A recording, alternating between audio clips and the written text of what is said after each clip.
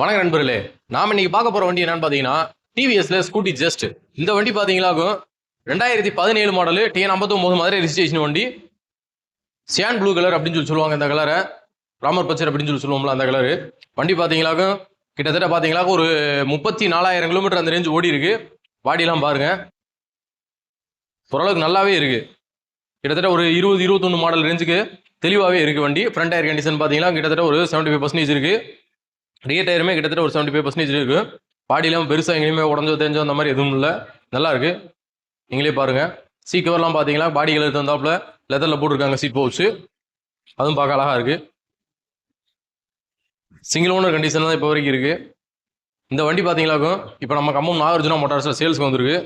இந்த 2017 மாடலுக்கு நம்ம கம்பம் நாகார்ஜுனா மோட்டார்ஸில் நாங்கள் எதிர்பார்க்குற விலை பார்த்தீங்களாக்கும் 39,000 அந்த ரேஞ்ச் எதிர்பார்க்குறோம்.